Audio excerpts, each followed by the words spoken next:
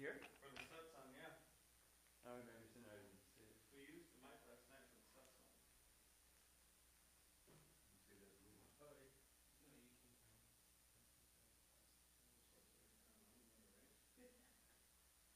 There it is. You two have it there. Hare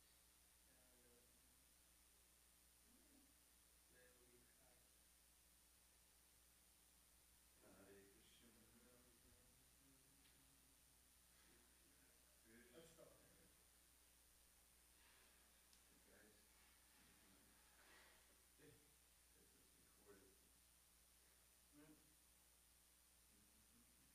this is recorded. I would help with more of this electronic stuff, but It's not your preventative. it's not. If I was hot, then I could add something. Yeah, I don't know exactly where it gets from. Oh, here maybe.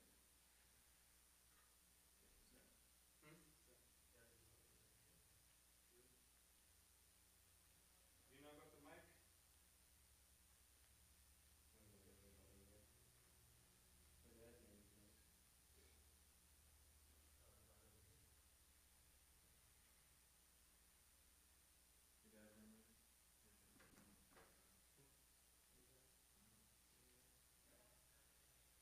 Start. Hare Krishna. Hare Krishna. We made it for tonight anyway.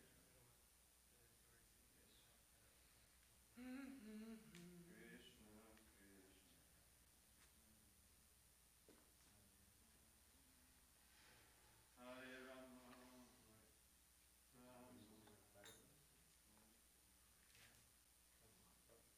Look at all these slaves doing my little sister.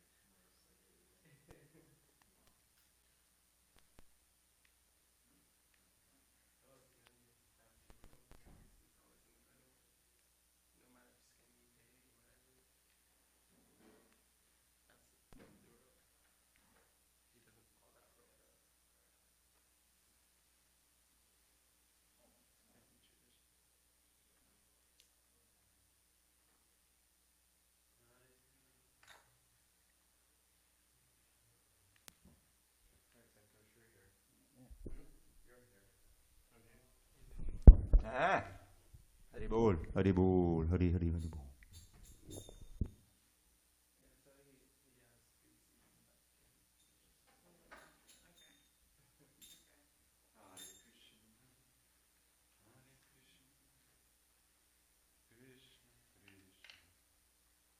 You're going at 8 too? Yeah. Well.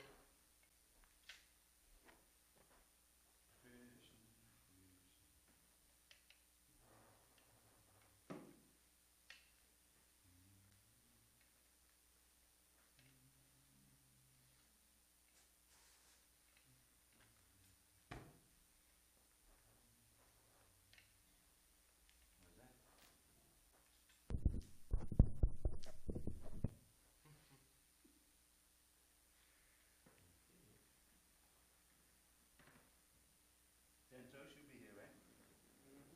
Alright. Get your iPad. Thank you.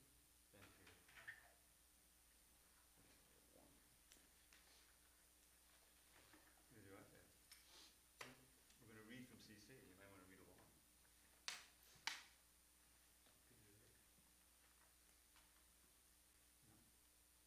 Okay. Why not?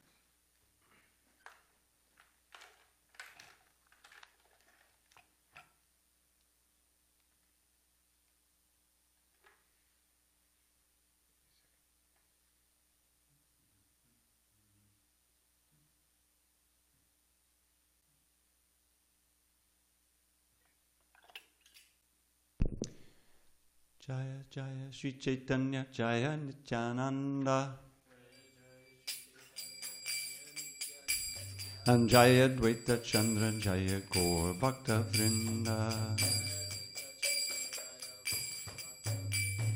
Jaya Jaya Sri Chaitanya Jaya Nityananda and Jaya Dvaita Chandra Jaya Gaur Bhakta Vrinda And Jaya Jaya Sri Chaitanya Jaya Nityananda. And Jaya Dvaita Chandra Jaya Gora Bhakta Vrinda. Oh, Premanandi Hari Hari Bol. So today we're going to start something new. Sunday Chaitanya Charitamrita class. Until someone stops me, I'm going to do it every Sunday. Okay, so we're going to read today from Sri Chaitanya Charitamrita by Krishnadas Kaviraj, translation commentary by His Divine Grace A.C. Bhaktivedanta Swami Prabhupada. We're going to read from Madhya Lila, chapter 20, beginning text number 102. This is Sanatana Goswami approaching Lord Chaitanya for instruction. And he asked this classic question. Kayami kene amai jara tapatrai, ihanahi jani kemane hitahoy. Who am I? Why do the threefold miseries always give me trouble? If I do not know this, how can I be benefited? Purport. The threefold material miseries are miseries. Now listen up, because I'm going to ask questions. The threefold material miseries are miseries arising from the body and mind, miseries arising from dealings with other living entities, and miseries arising from natural disturbances. Sometimes we suffer bodily when we are attacked by a fever. Sometimes we suffer mentally when a close relative dies. Other living entities also cause us misery. There are living entities born of the human embryo, of eggs, perspiration, and vegetation. Miserable conditions brought about by natural catastrophes are controlled by the higher demigods. There may be severe cold or thunderbolts, or a person may be haunted by ghosts. These threefold miseries are always before us, and they entrap us in a dangerous situation. Padam, padam yad vipadam. There is danger in every step of life. Text 103. So this is Sanatana continuing. Do you have it? Good. Sadhya sadhana tattva puchite na jani. Kripa kodi sabha tattva kahanat apani. He continues. Actually, I do not know how to inquire about the goal of life and the process for obtaining it. Being merciful upon me, please explain all these truths. Santosha, just turn the volume down a little bit. You know how to do it?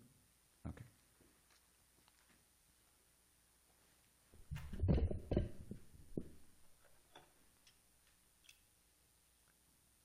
Hare Krishna, Krishna Krishna, Hare Hare. A little more down. You know the reds? Use the reds. Hare Krishna. Prabhu, you know the two sliding reds? Yeah. Hare Bo, down a little bit. Hare Krishna.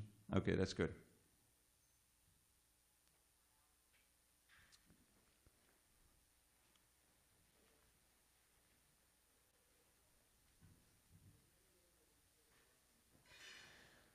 Prabhu Kahe Krishna, oh, since you have your book there.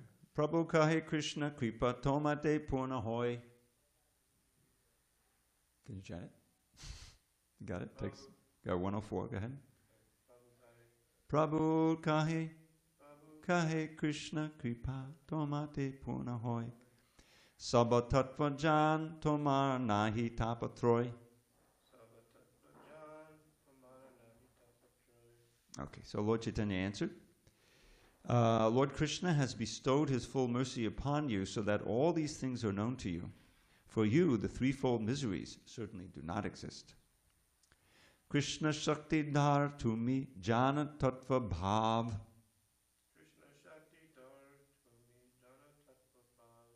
Jani Dardya Lagi Puche Sadhura Swabhav.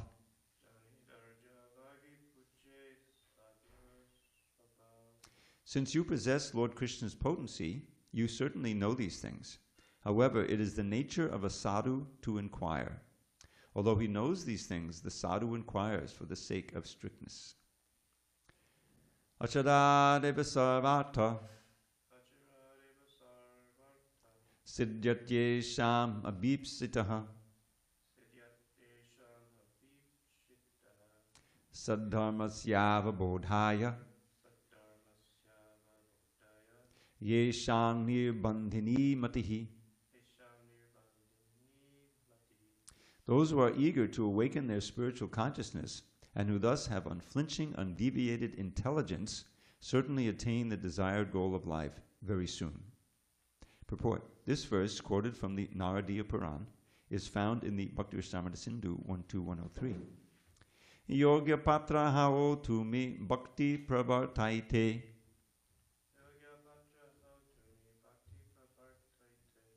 Krame sabha tattva shuna kahi he tomate.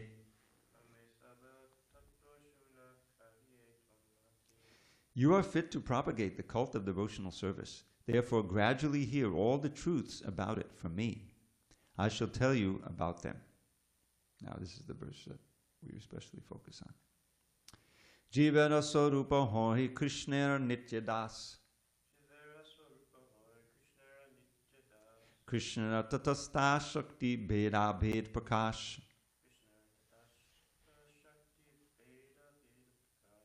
Suryang Shakirana Joyche Agni Jwala Choy.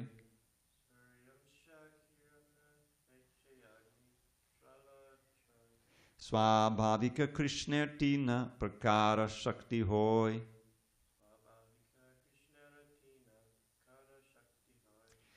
It is the living entity's constitutional position to be an eternal servant of Krishna, because he is the marginal energy of Krishna and a manifestation simultaneously one with and different from the Lord, like a molecular particle of sunshine or fire. Krishna has three varieties of energies. Purport. Srila Bhaktivinoda Thakur explains these verses as follows. Sri Sanatana Goswami asked Sri Chaitanya Mahaprabhu, "Who am I?" In answer, the Lord replied, "You are a pure living entity. You are neither the gross material body nor the subtle body composed of mind and intelligence. Actually, you are a spirit soul, eternally part and parcel of the Supreme Soul, Krishna. Therefore, you are his eternal servant. You belong to Krishna's marginal potency. There are two worlds, the spiritual world and the material world, and you are situated between the material and spiritual potencies. You have a relationship with both the material and the spiritual world.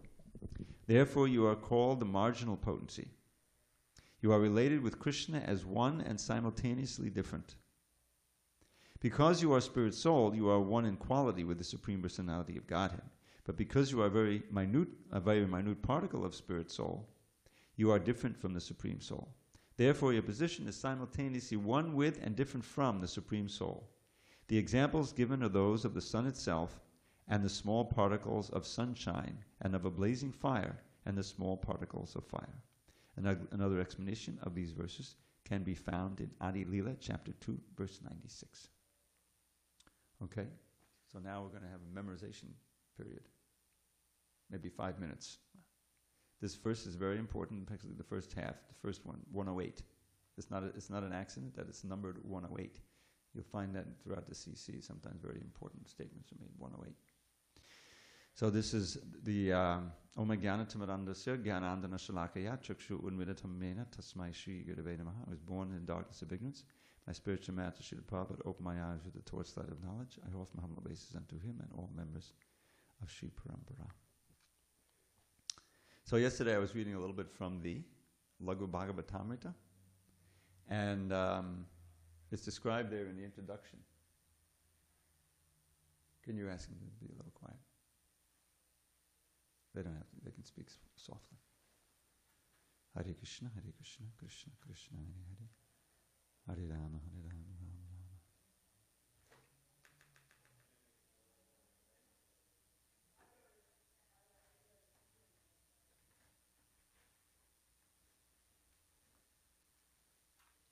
Worked. It worked. You must have the Shakti. So yesterday I was reading from the Laghu Bhagavatamrita. And just reading introductory essays, introduction, preface and stuff. And it described that there's something called the Paribhasha Sutra of the Bhagavatam. Paribhasha Sutra is a statement upon which everything else rests. It's like a really, really important statement.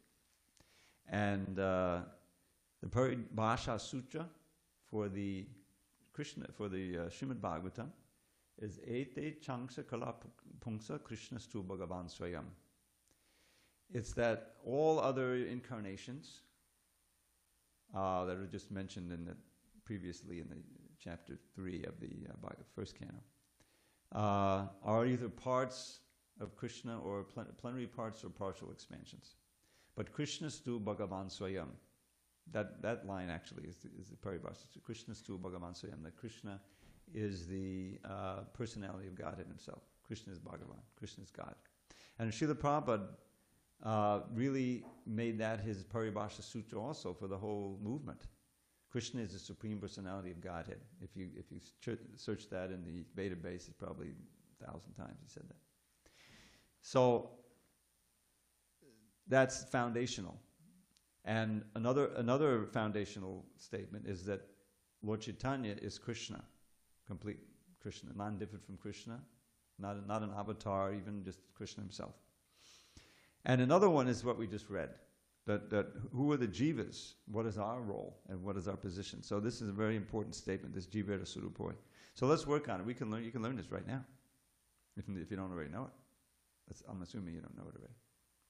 But you have your book there, you have the synonyms, which are very important. Sometimes you have to hold that a little bit. Okay, so let's go over it. It's very simple. So jivera of the living entity, swarup, the constitutional position, hoy, is. So that first phrase means the constitutional position of the jiva is. Okay? And the next part is Krishnera, of Krishna. See that ERA ending means of, obviously. So of Krishna, Nitya Das, an eternal servant. So the constitutional position of every living entity is to be an eternal servant of Krishna. That one line alone is quoted numerous times by Prabhupada and everything. So let's go over that one. Make sure you have it. I'll say you say. Jivera Swarup Hoy, Krishnera Nitya Das. All right, the whole line. Jivera Swarup Hoy, Krishnera Nitya Das. Okay, so one of the things in the Bengali, you don't get in the Sanskrit, you get some silent letters, like the final A's. So it's Swarupoi, but the final A on Jivera is sound. Jivera Swarupoi. Get that? It's kind of tough to find out. Yeah, Jivera Swarupoi, Krishnera Nitya Das, without the A at the end of the Das. It's not sounded. So I'll see you say, Jivera Swarupoi, Krishnera Nitya Das.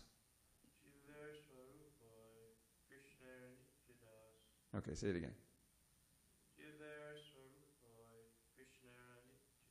All right, see if you can say it without looking. You got it. A very valuable addition to your memorized shlokas. Now, the verse goes on, and the second part is actually very important too, so we can try to learn that. Then the next sentence is Krishnera Tatasta Shakti. So let's look what the meanings are. Krishnera, again of Krishna, right? Krishnera. Tatastha, that's the marginal Shakti. So this is all describing who the jiva is. The jiva is Swarup, is that he's an eternal servant of Krishna, that he's Tatastha Shakti. Now, let's break down Tatastha. The Tata is the margin. That's like the line on the beach where it's sometimes covered, sometimes not. That's the in-between position. And sta means situated on the tata. Whenever you see the combination STH, whether it's stita D muni or stane or sta, it means there's a position there. There's a situation. So the situation or the position of the jiva is that he's Shakti, he's potency. He's not the potent, he's Krishna's potency. And he's between the material and spiritual worlds, kind of. Like that's made clear in the purport. He's quoting Bhaktivinoda Thakur. So we're by nature spiritual, but because we're minute, we have the tendency to be covered by the material energy. So we have this medium position, and we're now absorbed in the material energy, so we can turn our attention to the spiritual energy and take shelter there, and then we'll be under the protection. But our position is always marginal. So that's that Krishnera Tatastha Shakti. And then Beda Bed. So let's look at what Beda Bed. Beda means one and different. Prakash. We're a manifestation. Now Beda actually means different, and Abeda means non-different. Beda means separation. And abheda means no separation. Or, see, so, but we always say one and different because it just sounds better. But really, it's different in one. So, Bheda Bhed Prakash. Prakash means a manifestation. So, the living entity is, number one, an eternal servant of Krishna. Two, Krishna's marginal energy. And three, simultaneously one with and different from Krishna. All three of those are part of our Swarup. It's always going to be that way, forever. Okay, so I'll do the second line. Krishna tatasta shakti bheda bhed prakash.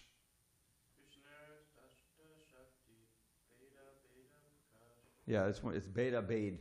Bheda bhed prakash. The thing is that it also depends on the meter. It's like dun dun dun dun dun dun dun 1, 2, 3, 4, 5, 6, 7.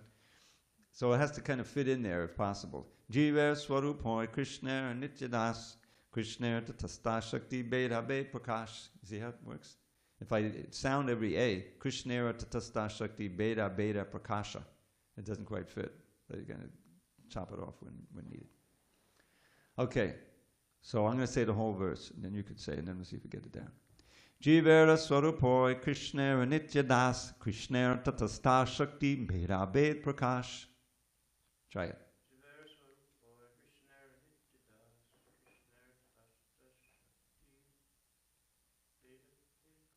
Yeah, you try to get that aspirated with the bheda bhed. Like bhaya. It's not bhaya, it's bhaya. Here you kind of, for a split second, you build up a little air pressure. Bheda bhed prakash. Okay, I'll say again. Jivera Swarupoy Krishna Nityadas Krishna Tatasta Shakti Bheda Bhed Prakash.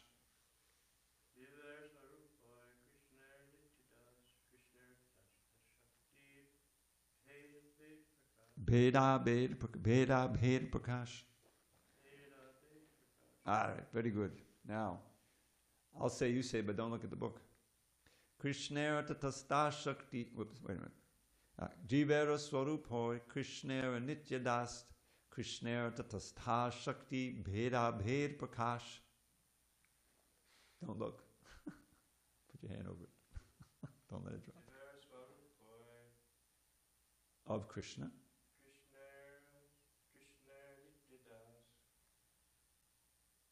Krishnera.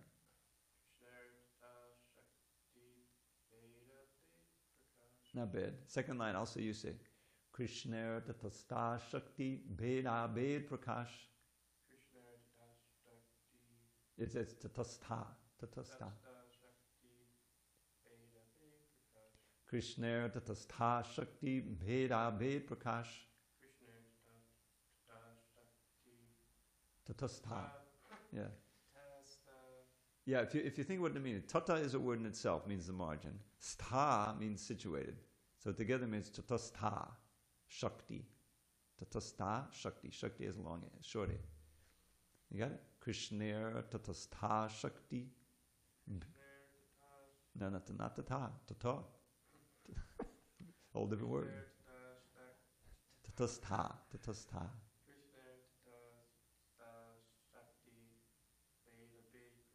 Okay. Now, explain it to me. What does the verse mean? Jiva Swarupoy Krishna Nityadas.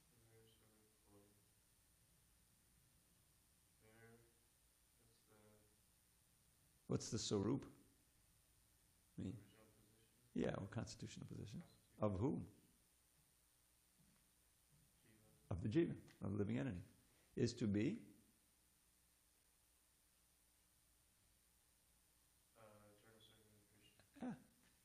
And then the translator says, because he is the blank energy of Krishna, marginal energy of Krishna, who is simultaneously? Yes, and the manifestation is simultaneously one and different from the Lord. Right? There it is, one with and different from the Lord. All right, then it goes on, with two analogies of a particle of sunshine, a spark in the fire, like that. In other words, we are deriving everything, all of our energy from Krishna. But we can never have, so the whole thing of qualitatively one, quantitatively different, because we're this anksha. We're particles, tiny particles. All right. So now let's go on. Now Lord Chaitanya is giving a nice analogy. This verse is also important. It's a bit too much to memorize today, but the other one I'm going to test you on. So text 110. Ekadeshas titasyagner Jyotsna vistadini yatha. No, vistadini. Vistadini. Jyotsna vistadini yatha.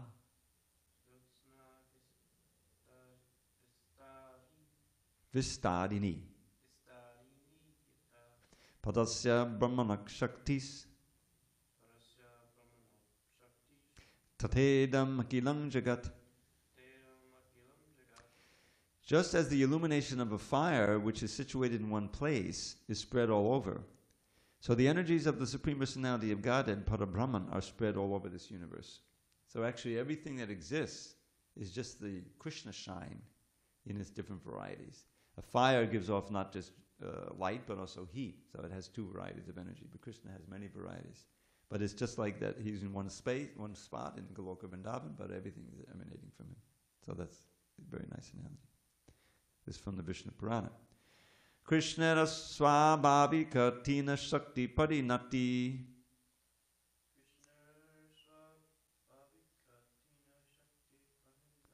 Okay, so you don't have to chant all these. I'll just chant it myself. Chit Shakti, Jiva Shakti, Maya Shakti.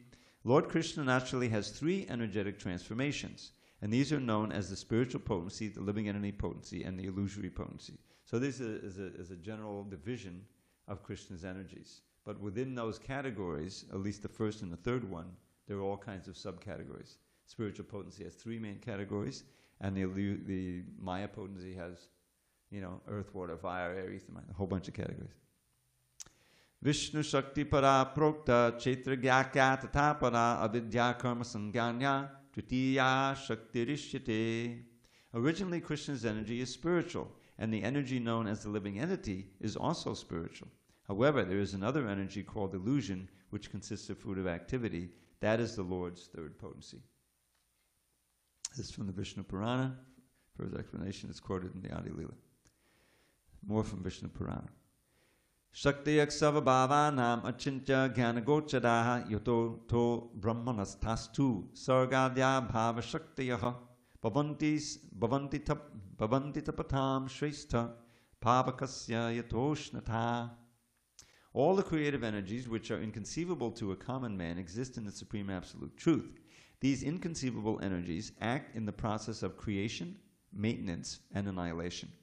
O chief of the ascetics, just as there are two energies possessed by fire, heat and light, these inconceivable creative energies are the natural characteristics of the Absolute Truth. Another one from Vishnu Purana. And one more from Vishnu Purana. Yaya Chetra Geshakti Sa Veshtita Napasarvaga Sangsara Tapan Akilan Abapno Jatta Santatan. Sorry. O king, the Chetra Gya Shakti is the living entity. Now let's just take that phrase apart. Does that look familiar to do? That word Chetra Gya? That's there in the Gita, 13th chapter. Chetra is a field, right? Like the Kuru Chetra. It also means the field of the body. And Gya is one who knows. Like the word Jnana, knowledge, and Gya is one who knows. So one who knows the body. Basically, that's us. That's one of our main characters. We have consciousness throughout our whole body. And we're Shakti. So Chetra Gya Shakti. O king, that Chetra Gya Shakti is the living entity. Although he has the facility to live in either the material or the spiritual world, he suffers the threefold miseries of material existence because he is influenced by the avidya or nescience potency, which covers his constitutional position. This in the following verse, more from the Vishnu Purana, from 6, 7, 62, etc. Taya tirohitat vacha shakti chetra gya sangita sarvabhuteshu bhupala taratamyena vartate. The living entity covered by the influence of nescience exists in different forms in the material condition. O king, He is thus proportionately freed from the influences of the material energy to greater or lesser degrees. So it's just a question of the depth of the coverings. The lower species, they're just more covered. The living entity is always the same, but he's more or less covered. That means his consciousness is covered, so they have a rudimentary brain. They can only eat and sleep, whatever. But in human form, we're less covered, so we can inquire into things. But if we're in the modes of nature, it's just like animal life. And here's a quote from Bhagavad Gita, 7th chapter. Apare mitastvanyam prakritim vidhime param jiva bhuta mahabaho yayedang dharyate jagat. Besides these inferior energies, Almighty Arjuna, there is another superior energy of mind which comprises the living entities who are exploiting the resources of this material inferior nature. So just before this, Krishna gave that famous list, Bhumar, Apa, Onamavayu, earth, water, fire, ether. That's the previous verse. He's describing all these separated energies. They're separated from him because they're material, and they're also separated from each other.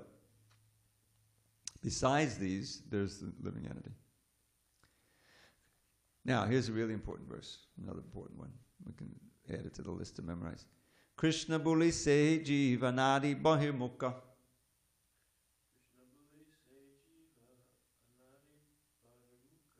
Ateva mayatare deha sangsar dukkha.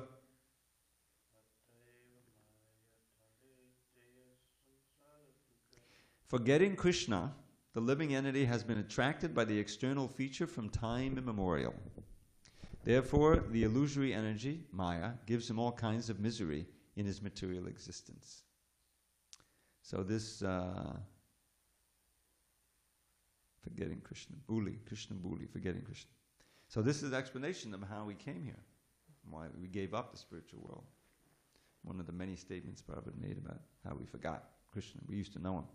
When the living entity forgets his constitutional position as an eternal servant of Krishna, he is immediately entrapped by the illusory external energy.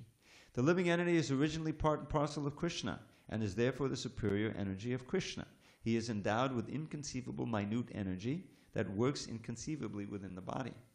However, the living entity, forgetting his position, is situated in material energy.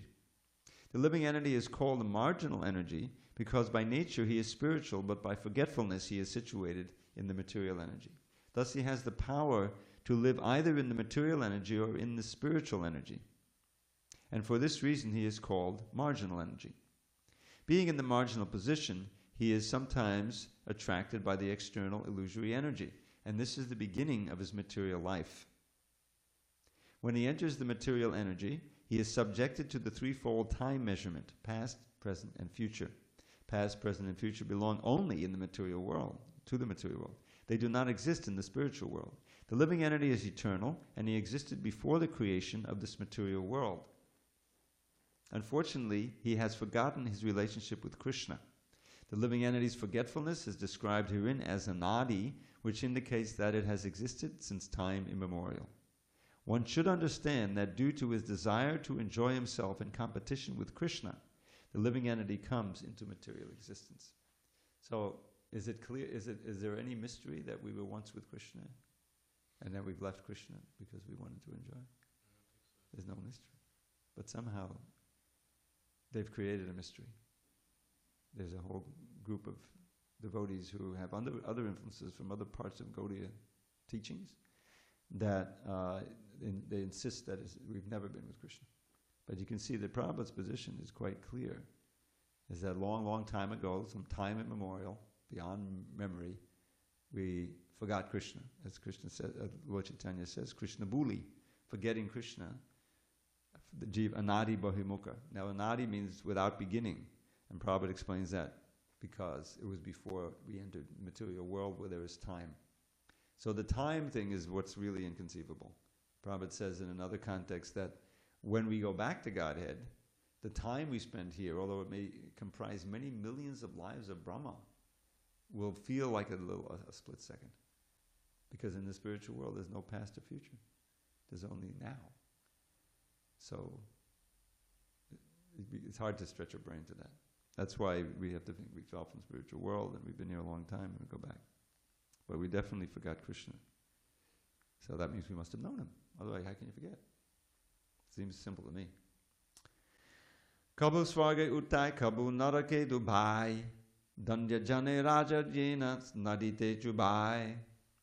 In the material condition, the living entity is sometimes raised to higher planetary systems and material prosperity, and sometimes drowned in a hellish situation. His state is exactly like that of a criminal whom the king punishes by submerging him in water and then raising him again from the water. It's called waterboarding. It's not a modern invention. It's a punishment. In the Brihadaranyaka Upanishad 4.3.16, it is stated, Asango yayam purushaha. The living entity is always free from the contamination of the material world. All right, this is a nice little phrase. We can memorize it. Asanga means no contact. Sangha means association or attachment, right? So here it says asango. And the word he, which became hy, because the next word begins with a vowel. That means certainly. Ayam purusha means this purusha. Purusha means the living entity trying to enjoy. So the living entity in the material world is called the purusha. By nature, we're really prakriti or shakti.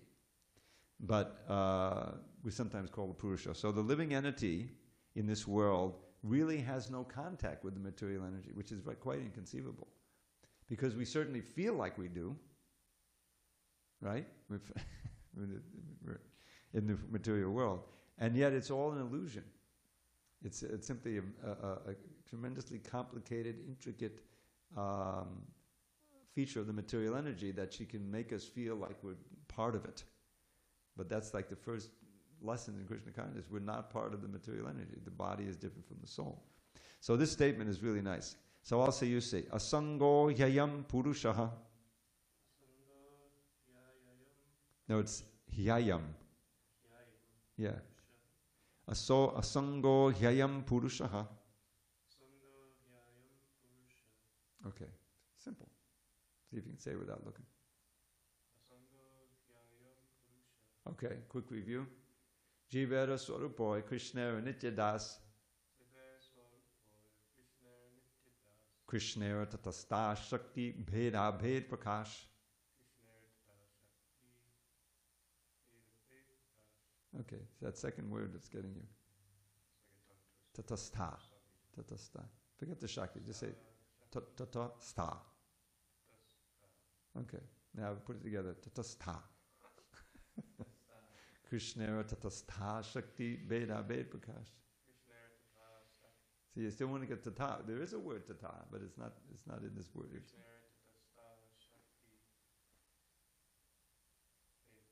Yes, very good. And then Sango Yayam Purushaha. Yeah, the Purusha, the living entity, has no association with this world. Amazing. The living entity is always free from the contamination of the material world. One who is not materially infected and who does not forget Krishna as his master is called Nitya Mukta, eternally liberated. In other words, one who is eternally liberated from material contamination is called Nitya Mukta, eternally free. From time immemorial, the Nitya Mukta living entity has always been a devotee of Krishna, and his only attempt has been to serve Krishna. Thus, he never forgets his eternal servitorship to Krishna. There's unlimited Nitya Muktas in the spiritual world. They don't ever come down here. But a certain small portion, the percentage do, and we're part of that portion. Any living entity who forgets his eternal relationship with Krishna is under the sway of the material condition. Bereft of the Lord's transcendental loving service, he is subjected to the reactions of fruitive activity. When he is elevated to the higher planetary systems due to worldly pious activities, he considers himself well situated. But when he is subjected to punishment, he thinks himself improperly situated. Thus, material nature rewards and punishes the living entity. When the living entity is materially opulent, material nature is rewarding him. When he is materially embarrassed, material nature is punishing him. And that's why it's compared to this donkey stool, which is, the same thing. They keep you underwater until you almost drown. They lift you up. It's just a fancy way of waterboarding. It's torture. Okay, one more. Very important verse, worth memorizing. Text 30. I'll just chant it myself. Bhayam dvitiya bhanavesha taksyad ishad apetasya viparyayo smritihi tanmahayato mudha abajetam bhaktyaka yesham gurudeva tatma. When the living entity is attracted by the material energy which is separate from Krishna, he is overpowered by fear. Because he is separated from the Supreme Personality of Godhead by the material energy, his conception of life is reversed. In other words, instead of being the eternal servant of Krishna, he becomes Krishna's competitor. This is called viparjaya asmriti. Asmriti means to forget. To nullify this mistake, one who is actually learned and advanced worships the Supreme Personality of Godhead as his spiritual master, worshipful deity, and source of life. He thus worships the Lord by the process of unalloyed devotional service. Okay, I'll read this purport, and we can adjourn. This is a quotation from Srimad Bhagavatam 11.237. It is an instruction given by Kavi Rishi, one of the 9 saintly personalities called the 9 Yogendras. When Vasudeva, Krishna's father, asked Devarshi Narada in Dwarka about devotional service, it was mentioned that previously King Nimi, who was the king of Videha, was instructed by the 9 Yogendras. When Sri Narada Muni discoursed on Bhagavat Dharma, devotional service, he indicated how a conditioned soul can be liberated by engaging in the loving transcendental service of the Lord. The Lord is the super soul, spiritual master, and worshipable deity of all conditioned souls. Not only is Krishna the supreme worshipful deity for all living entities, but he is also the guru or Chaitya Guru, the super soul, who always gives the living entity good counsel. Unfortunately, the living entity neglects the Supreme Person's instructions. He thus identifies with the material energy and is consequently overpowered by a kind of fear resulting from accepting himself as the material body and considering paraphernalia related to the material body to be his property. All types of fruitive results actually come from the spirit soul, but because he has forgotten his real duty, he is embarrassed by many material consequences, such as fear and attachment. The only remedy is to revert to the service of the Lord and thus be saved from material nature's unwanted harassment. Any final questions or comments? Useful, huh? Got all the books there. Okay. All glories to Srila Prabhupada. Haribol.